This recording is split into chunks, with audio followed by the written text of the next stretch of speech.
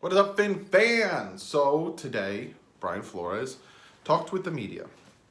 Everyone wanted to know what's going on in that man's mind because he got 3 first-round picks in the first round.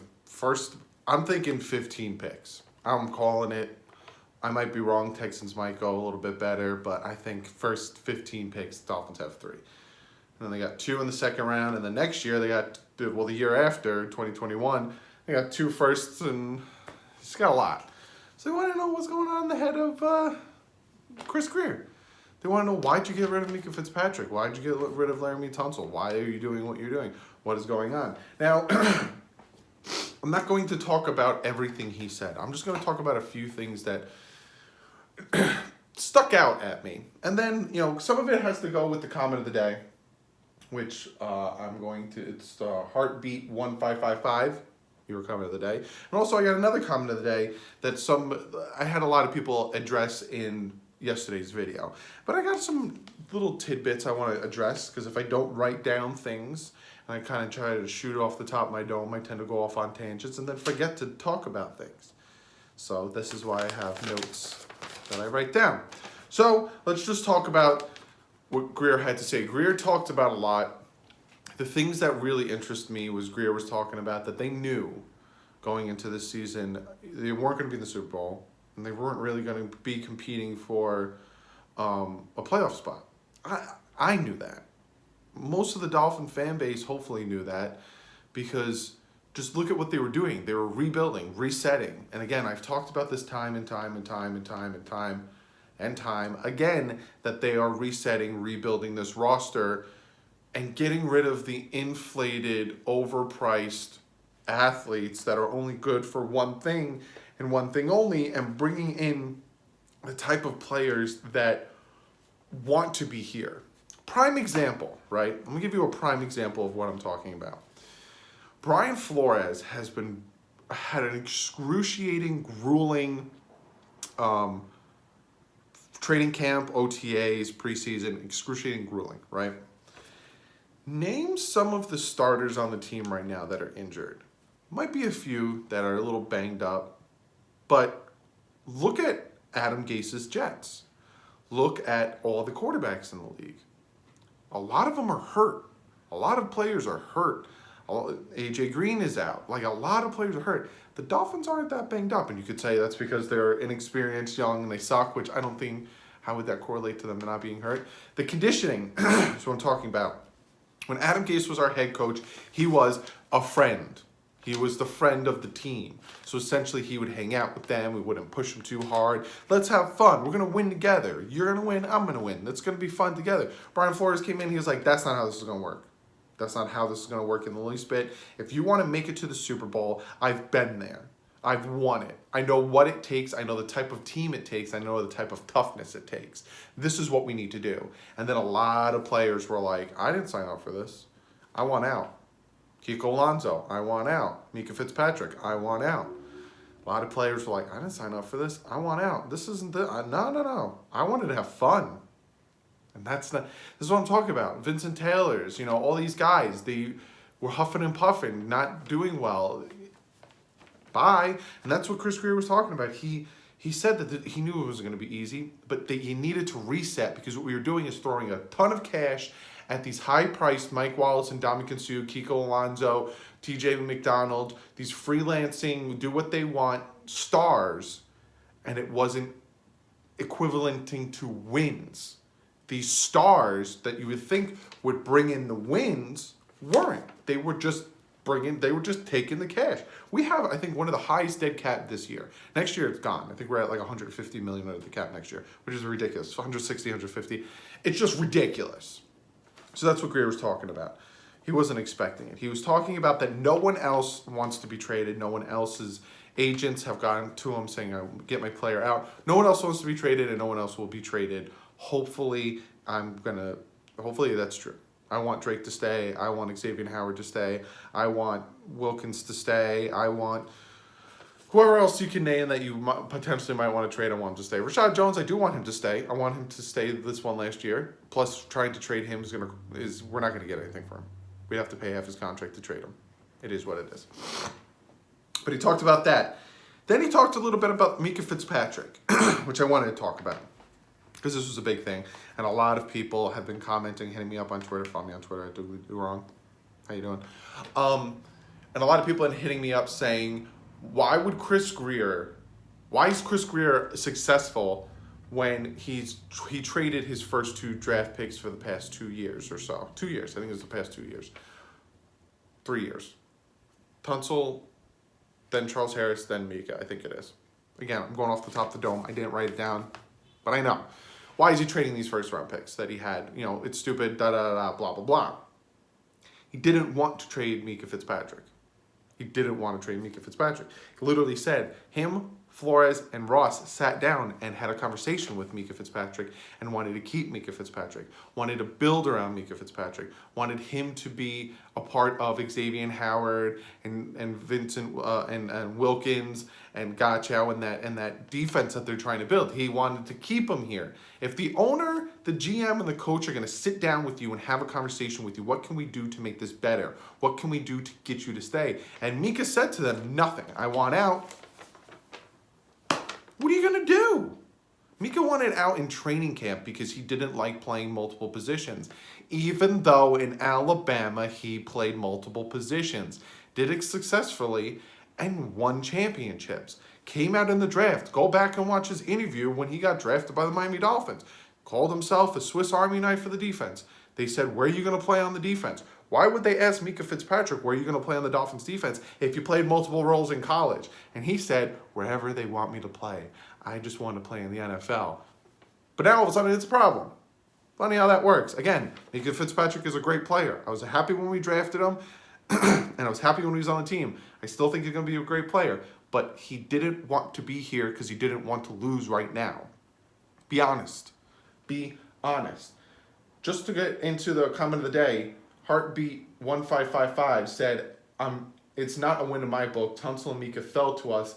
It's not like we mined for them. We are playing a dangerous game and can only hope that it pans out. Tunsil fell to us, yes. That is a true fact. Minkah didn't fall to us. Derwin James should have been the pick. A lot of people think Derwin James should have went before Minkah Fitzpatrick. So Minkah Fitzpatrick, actually, we took Minkah Fitzpatrick. He didn't fall to us. Derwin James would have fell to us because he should have went earlier. But like I said, they didn't want to trade Minkah Fitzpatrick. They sat down with Minkah Fitzpatrick. They had full-blown conversations trying to keep him. But him and his mama didn't want to be in Miami anymore, so they traded him. Dolphins didn't call out to people. Dolphins didn't take calls. They said to Minkah, go ahead. If you don't want to be here so bad, it really sucks. We were hoping to build a team around you, but go ahead. Go seek a trade. And we got a first. I'm going to talk about that. We got a first. A first. And maybe even a better first than when we took him. So we won. But I'll talk about that in a second. Then Laremy Tunsil. We'll talk about Laremy Tunsil because Chris Grier drafted Laremy Tunsil. I'll say drafted Laremy Tunsil because we don't know. I feel like Tannenbaum ran the team for those 3 years and Chris Grier was kind of just the face. And now Chris Grier actually gets... And the other thing, and I know this is another thing that I just want to address real quick. A lot of people are saying, well, we have the 3 first-round picks, but how do we know that they're going to take the right players? The people that Chris Grier have brought in, the scouts, the executives, the assistants, is one of the best in the NFL. Just go follow me on Twitter and look at the tweet I posted about players that these scouts have drafted and scouted. Khalil Mack is one of them. Brought some great players in, so I have a little bit of faith in the players, in the scouts and the executives that are behind Chris Grier. But Tunsil fell to us. Like Heartbeat1555 said, Tunsil fell to us. The Dolphins didn't want to trade Tunsil. But if you're going to throw 2 first-round picks at the Miami Dolphins, Chris Grier said that he even talked to Laremy Tunsil, and Laremy Tunsil said, shit, I'd trade me for 2 first-round picks. And before he left, Laremy Tunsil gave Chris Grier the biggest hug Chris Grier said he ever got in his life. And they traded him. You can't... Now, this is the other thing that with the whole Tunsil trade that I didn't really talk about when it happened. You have 1 stud left tackle, and you have 4 other pieces that were just garbage, right? You could take that 1 stud left tackle, and now you got the 2 picks to put 2 studs on that offensive line. Initially, when it was happening, I was saying it's dumb, because how are we going to find that stud left tackle again? But now we have 2 shots at putting 2 studs on that offensive line.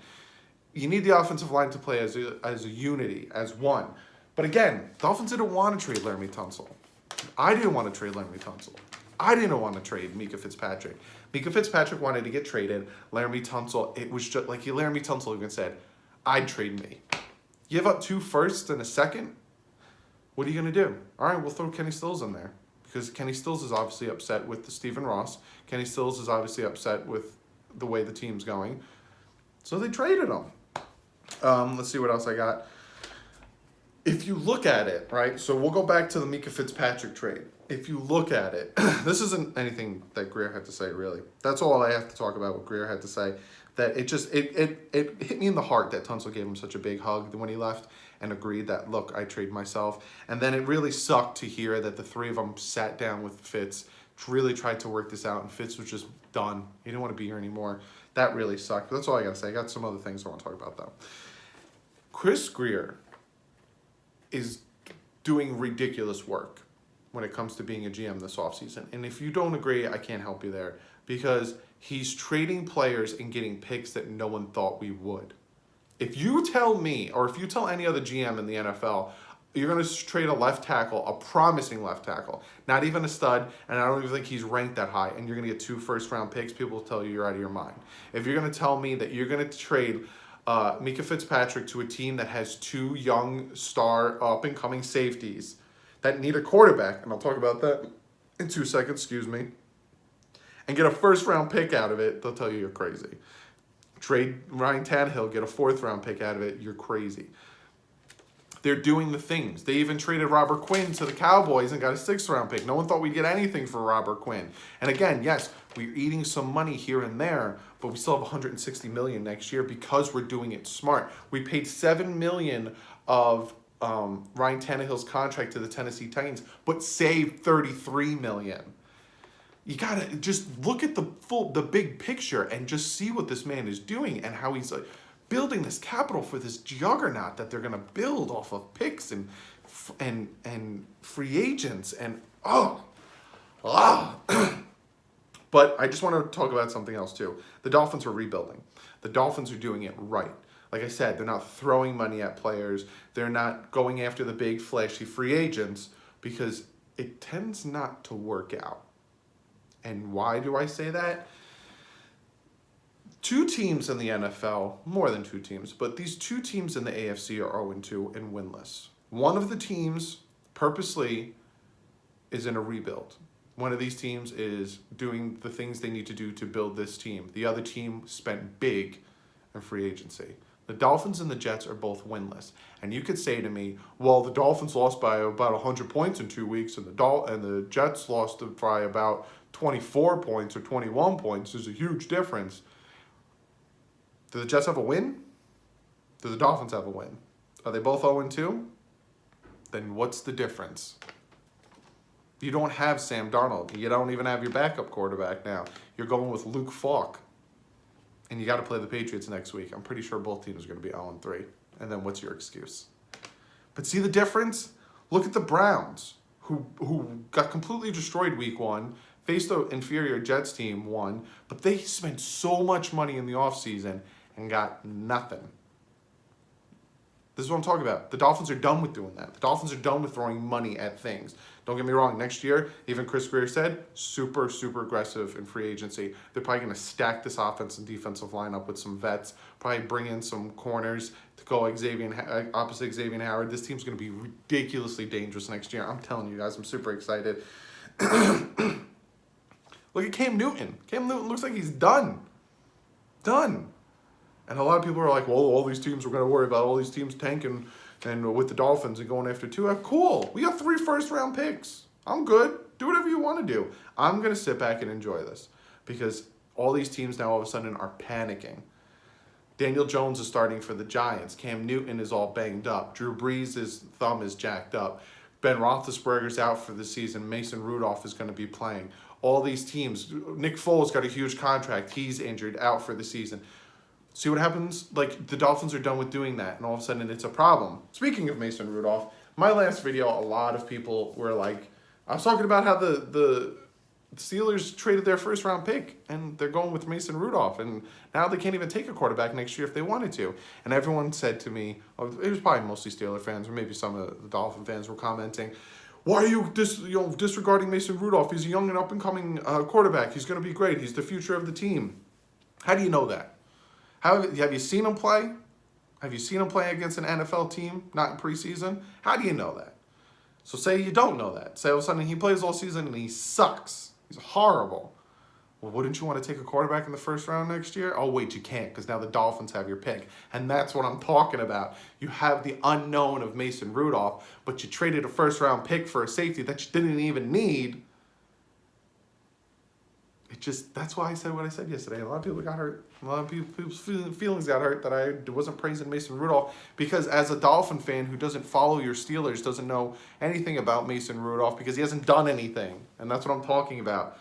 You don't have the capital now to get the quarterback if Mason Rudolph sucks. You're kind of stuck hoping that Mason Rudolph is great or Ben Roethlisberger is going to come back healthy. That's what I'm talking about. But be sure to comment below. Let me know what you guys think about what I think about what Chris Grier had to say. Be sure to comment below. Let me know what you guys think about all the things I had to say about the future of this team, about doing things properly, about the scouting unit we have together with the executives and all these guys that have scouted and drafted great NFL players. We have 7 picks in the first 3 rounds next year and $160 million under the cap. A lot of people are saying Tua's going to pull an Eli and not want to come here. Why wouldn't you want to come here? And I'm not saying that as a Dolphins fan. No state taxes, it's Miami, and you're going to have a team built for you. Again, I'm not saying preferably I want Tua. There's a lot left to watch of Tua, and there's a lot left to watch of these quarterbacks. I don't want Herbert, though. Herbert reminds me so much of Ryan Tannehill. But if we did want Tua, and a lot of people are saying Tua might pull an Eli and not want to come here, why not? Whatever quarterback we take, we are going to craft the whole offense around that quarterback. And other draft picks in free agency, why wouldn't you want to come here? Makes no sense. But be sure to comment below. Be sure to follow me on Twitter. Like I said, tweeting out a lot of things. Either tomorrow or Thursday, I'm going to be putting out the picks video. And then Friday's pregame for Cowboys, and then postgame afterwards. Hopefully, we make it a little bit more competitive, and hopefully we win. We never know. Never know. Any given Sunday, boys. Any given Sunday. Be sure to go check out the Bit Boys. Quick question. You Madden guys, which one of you guys want to help me out, grinding to get my Madden to 50, level 50, my MUT to 50. I'm at 27 right now. I need your help to get to 50. Help me grind it out. Just so on the Bit Boys channel, which go check it out, I can do more, open those packs, and have more fun there. So be sure to comment below, or you can DM me on Twitter or Instagram, or my email's below. Let me know if you're interested in that, and we'll talk about maybe you helping me grind to get 50, and then I'll open the packs you help me to grind with on the channel, and I'll give you a shout out. So let me know. Also give this video a thumbs up. Super promising. There's so many teams that are now struggling. Like I said, the Giants, the Panthers, the Steelers, the Jets, the Jaguars. Jalen Ramsey doesn't want to be there anymore. I don't want Jalen Ramsey. Just to, too much money in one position. We need more. If we get a better defensive line, they can get pressure. We'll put any quarterback there. They'll be better. I don't want Jalen Ramsey. Just throw it there real quick. But give this video a thumbs up because the future of this team is so promising. Whereas for everyone else who just threw so much money out this past offseason, are struggling, they don't know what they're going to do next year. We know what we're going to do. So be sure to give a thumbs up for that. Be sure to check out Dolphins Talk at Sportscaster. I'm going to actually be going on Sportscaster in probably about 15-20 minutes if you want to come hang out. Sportscaster.com. Link is below. Come check that out. Other than that, I'll see you guys either tomorrow or Thursday with the picks video. Be sure to hit that subscribe button. I forgot to tell you guys to hit the subscribe button, but you probably already did it because you like this content. But like usual, stay classy. Good up.